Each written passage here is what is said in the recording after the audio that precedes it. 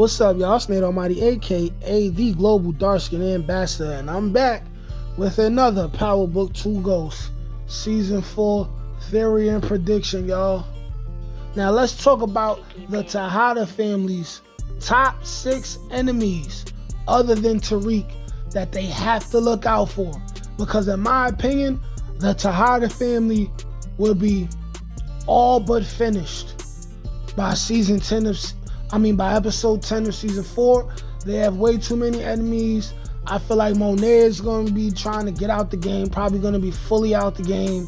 They have a lot to deal with. So let's talk about their 6 top ops, where they could come from, and possibly how they could impact the Tejadas in season 4, right? Because it's bound to happen.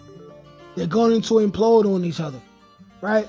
So when I say top 6 enemies, we could start off with a special 1A while I'm thinking about it, which is themselves. They're going to be beefing with each other. I believe Kane will kill Drew by the end of the season. I think that's the most dramatic, the most epic way for Drew to go out. Is for Kane to do it, even though he didn't want to do it. Drew left him no choice. Or Diana trying to blame Drew for it, getting Drew killed. Somehow, some way, they're going to destroy each other like that.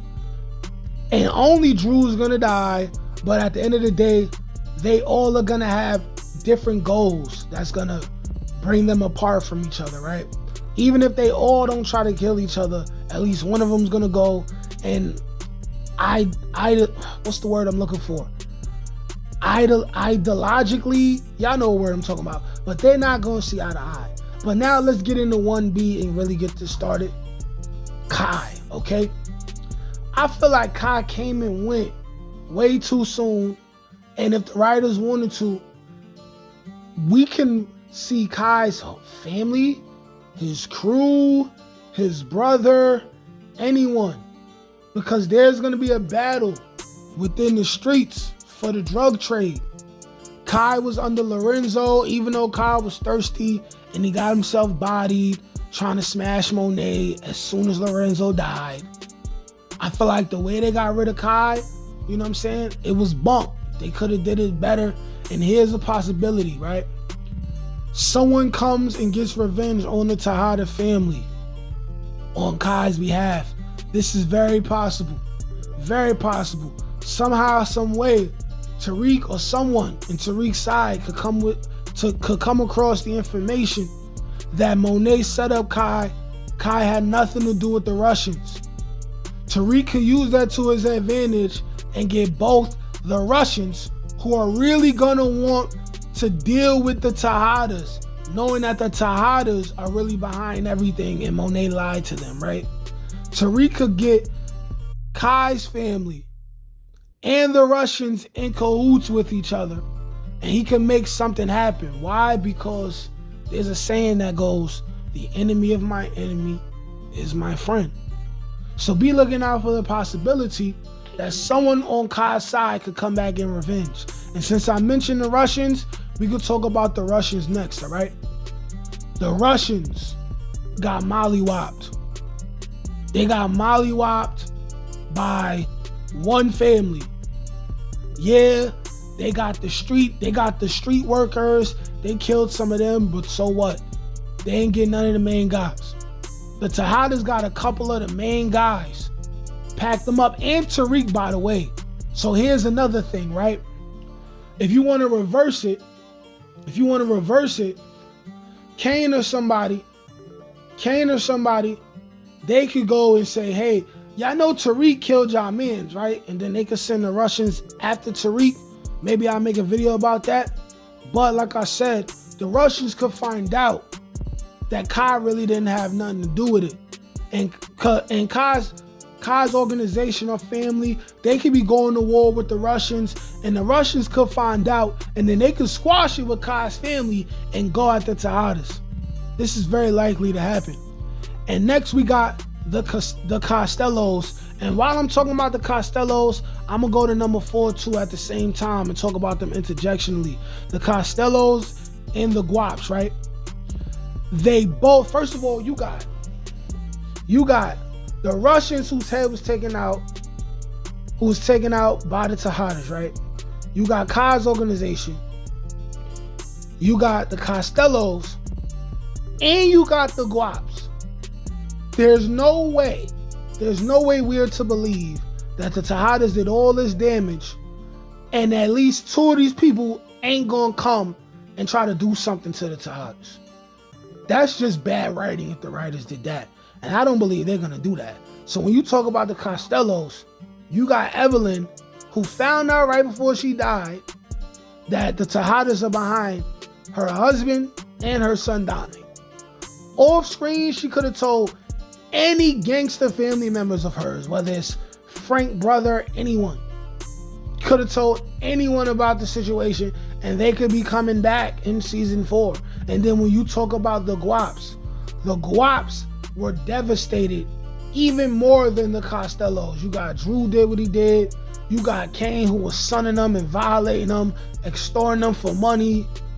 Kane was really a big bully. Then you got Lorenzo, who came home from prison, hired a Guap to violate Drew just so he can make Zeke's death not look like he did it.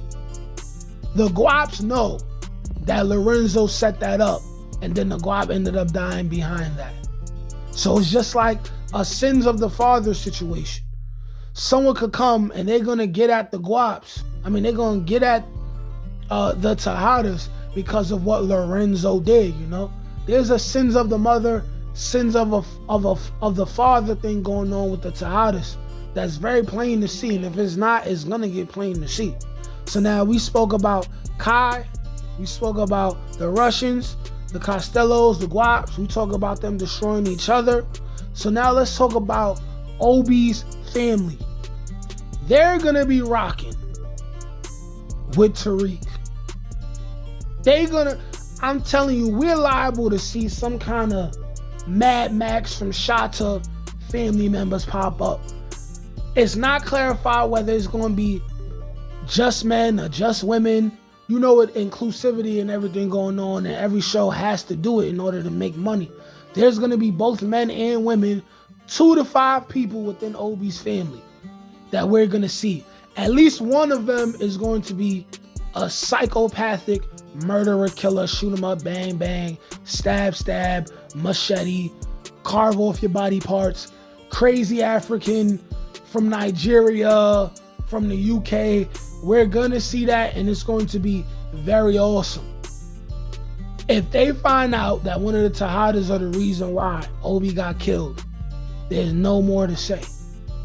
And last but not least, the biggest ops, and probably going to be the most successful, the police, okay? James Sullivan, Blanca Rodriguez, Junior Young, Michael Ealy's character, whose name I keep forgetting. The police went 3 seasons without getting any kind of real victory at all. 3 seasons. At the very least, they're gonna lock somebody up. And I believe that Kane is going to end the season behind bars.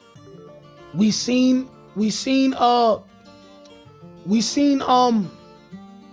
Effie be the person who gets locked up. Maybe it's a trend where once every season we're gonna see somebody go behind bars. Maybe.